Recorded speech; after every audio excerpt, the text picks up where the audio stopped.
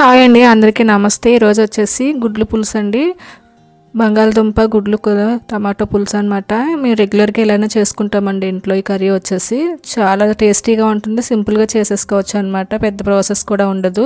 Bachelors కానీ ఇంకా ఎవరైనా నోటికి తినబుద్ధి కానప్పుడు ఇలా చేసుకుంటే కర్రీ బాగుంటుంది. ఇప్పుడు వచ్చేసి కర్రీలో నూనె పోసుకున్నానండి. గుడ్లు వచ్చేసి బాయిల్ చేసుకొని కట్ చేసుకొని కొద్దిగా పసుపు కారం మొత్తం కలిపాను అనమాట. గుడ్లు చుట్టూ అంటించుకున్నాను.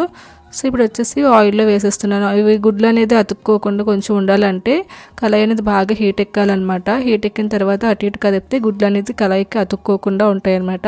పైన లేయర్ అంతా మంచి రెడ్ కలర్లో బాగా వచ్చేసి ఫ్రై అవుతాయి. సో చూసారు కదండి, నాకు 2 నిమిషాల్లో గుడ్లు అనేది బాగా ఎర్రగా వేగిపోయాయండి. మనకి ఇలా గుడ్లు అనేది మేము రెగ్యులర్గా ఇలానే చేసుకుంటామండి ఇంట్లో. ఈ కర్రీ వచ్చేసి చాలా బాగుంటుంది, తినడానికైతే నోటికి రుచిగా ఉంటుందన్నమాట. సో ఇది అన్నంలో కానీ చపాతీల్లో కానీ కాంబినేషన్ చాలా బాగుంటుంది ఇది. సో ఇవి బాగా వేయించుకున్న తర్వాత తీసి పక్కన అయితే పెట్టేసుకుంటున్నానండి. అదే కళాయిలో కొద్దిగా ఆయిల్ సరిపోతుందండి, ఎక్స్ట్రా యాడ్ చేయాల్సిన అవసరం లేదు. ఇప్పుడు వచ్చేసి ఒక పెద్ద ఉల్లిపాయ రెండు ఉల్లిపాయలు చిన్నగా కట్ చేసుకున్నాను. ఆ ఉల్లిపాయ తరుగు పచ్చిమిర్చి తరుగు కూడా వేసేసుకున్నాను అనమాట. సో ఇందులో ఉల్లిపాయ టమాటాలను కొద్దిగా ఎక్కువగా వేసుకుంటే గ్రేవీకి మంచి బాగుంటుంది అనమాట. మన ఇందులో నాటు టమాటా అనేది వాడుకుంటే ఇంకా పులుసు అనేది మంచి టేస్టీగా ఉంటుందన్నమాట. సో ఉల్లిపాయలు పచ్చిమిర్చి అనేది వేసేసుకొని అవి బాగా కొంచెం ఫ్రై చేసుకోవాలండి. ఆ ఫ్రై చేస్తున్నప్పుడు మంచిగా స్మెల్ కూడా వస్తుందన్నమాట ఉల్లిపాయలు. ఎందుకంటే గుడ్లు వేపాం కదండి ముందు వచ్చేసి, అదే నూనెలో ఉల్లిపాయలు కూడా ఫ్రై చేస్తున్నాం కాబట్టి చాలా బాగుంటుందండి. చూడండి, ఉల్లిపాయలు వచ్చేసి ఆల్మోస్ట్ ఫ్రై అయిపోయాయి. సో ఇలా ఫ్రై చేయడం వల్ల చాలా బాగుంటుందన్నమాట కూర వచ్చేసి. సో ఇప్పుడు వచ్చేసి నేను మసాలా ముద్దండి, అంటే మసాలా అంటే ఏం లేదు, అల్లం వెల్లుల్లి జీలకర్ర ఒక టమాటీ కూడా ఒక హాఫ్ టమాటీ ముక్క వేసి గ్రైండ్ చేసుకున్నాను అనమాట. అది వచ్చేసి కూడా వేసేసుకొని బాగా ఫ్రై చేసేసుకుంటున్నాను. మీరు ఇందులో టమాటీ వేసి గ్రైండ్ చేయకపోయినా పర్లేదండి, అల్లం వెల్లుల్లి అయినా వేసుకున్నా సరిపోతుంది, జీలకర్ర. సో వచ్చేసి ఆ మసాలా పచ్చివాసన పోయేంత వరకు ఫ్రై చేసుకోవాలండి. మీకు ఇలా గ్రైండ్ చేసుకోవడానికి అవ్వకపోతే మనం దంచుకునే దాంట్లోనే దంచేసి వేసేసుకోవచ్చు. ఇప్పుడు వచ్చేసి 3 టమాటోలు పెద్దవండి, ఇలా ముక్కలు చిన్న చిన్న ముక్కలు కట్ చేసుకున్నాను. ఈ టమాటోల ప్లేస్లో ఇలాగ కాకుండా గ్రైండ్ చేసుకొని వేసుకోవచ్చు అనమాట. ఇలా చిన్న చిన్న ముక్కలు కట్ చేసుకోవడం వల్ల ఇదొక టేస్ట్ ఉంటుందండి, గ్రైండ్ చేసుకొని వేసుకోవడం అదొక టేస్ట్ ఉంటుంది. సో ఏదైనా వేసుకోవచ్చు అనమాట. ఈ టమాటో ముక్కలు ఒక 3 పెద్ద టమాటో ముక్కలు కట్ చేసి ఇలా వేసుకొని ఒకసారి కలిపేసుకున్నాను. ఇప్పుడు వచ్చేసి ఈ కూరకి తగినంత ఉప్పు వేసేసుకుంటున్నాను అనమాట. సో నేను చిన్న స్పూన్తో వేసుకుంటున్నాను కాబట్టి ఒక 4 స్పూన్లు అనేది వేసుకున్నాను. మీకు టేస్ట్ తగ్గట్టు ఉప్పు అనేది వేసుకోండి. ఇప్పుడు కారం వచ్చేసి 2 టీ స్పూన్లు వేసుకున్నాను అనమాట. సో వేసేసుకొని ఒకసారి అటు ఇటు కలిపేసుకోవాలన్నమాట. సో మనం ఎక్కువ ఫ్రై చేసినంతగా కలపవసరం లేదండి, కొంచెం ఆ కారం అవన్నీ మిక్స్ అయ్యేంత వరకు కొద్దిగా అటు ఇటు కలుపుకుంటే చాలు అనమాట.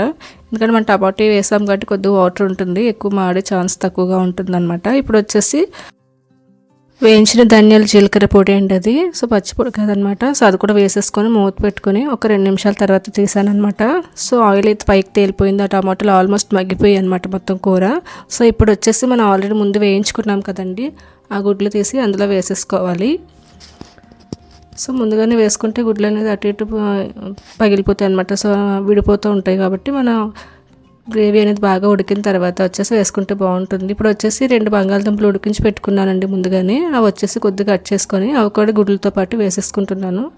బంగాళదుంప ఆల్రెడీ ఉడికిపోయి ఉంటుంది కాబట్టి మనం ఇలా గ్రేవీ మధ్యలో వేసుకున్నా బాగానే ఉంటుంది. సో ఇది వచ్చేసి కొంచెం నెమ్మదిగా అటు ఇటు కలుపుకోవాలండి. సో మసాలా కర్రీ అంతా గుడ్లకి బంగాళదుంపలు పట్టేటట్టు కొద్దిగా కలుపుకోవాలి. మరి ఎక్కువగా బ్రష్ చేస్తూ కలుపుకుంటే గుడ్లు అనేది విడిపోతాయి అన్నమాట. సో మనం ఫ్రై చేసుకున్నాం కానీ అంతగా విడిపోవండి, కాకపోతే కొంచెం మెల్లగా కలుపుకుంటే మంచిదండి. సో గ్రేవీ అయితే బాగా రెడీ అయిపోయింది. ఇప్పుడు వచ్చేసి 1 నిమిషం మూత పెట్టేసి ఉంచుకొని తీసేసుకున్న తర్వాత చింతపండు మన రసం అనమాట. ఇది కొద్దిగా మన పులుపు తగ్గట్టు కొద్దిగా చింతపండు రసం తీసుకొని వేసుకోవాలి. టేస్ట్ చాలా బాగుంటుంది, కంపల్సరీ ఇలా వేసుకోండి. నార్మల్ నీళ్ళు కన్నా ఇలా చింతపండు రసం వేసుకుంటే గుడ్ల పులుసులో చాలా బాగుంటుంది. సో ఇంకా టమాటీలు బాగా పులుపుగా ఉన్నాయంటే కొద్దిగా రసం తగ్గించి వేసుకోండి. వేసుకొని ఒకసారి కలిపేసుకొని మూత పెట్టేసుకోవాలన్నమాట. ఇప్పుడు మాత్రం ఒక 2 నిమిషాలు ఉంచుకుంటే సరిపోతుందండి. ఆల్మోస్ట్ అన్నీ బాయిల్ అయిపోయాయి కాబట్టి ఆ పులుసు కొద్దిగా మరగటానికి ఒక 2-3 నిమిషాలు ఉంచుకుంటే సరిపోతుంది.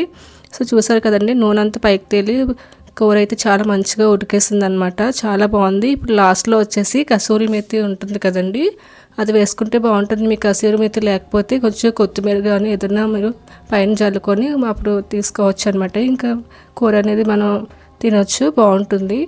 సో నాకైతే కసూరి మెతి ఉందన్నమాట, కొద్దిగా వేసుకున్నాను. సో అది వేసుకోగానే కొద్దిగా వేసుకున్న తర్వాత ఒక నిమిషం అలాగా చిన్న మంట మీద అటు ఇటు కలిపేసుకోవాలన్నమాట. లేదు అంటే మూత పెట్టి కొద్దిసేపు వదిలేసిన తర్వాత అయినా తీయొచ్చు.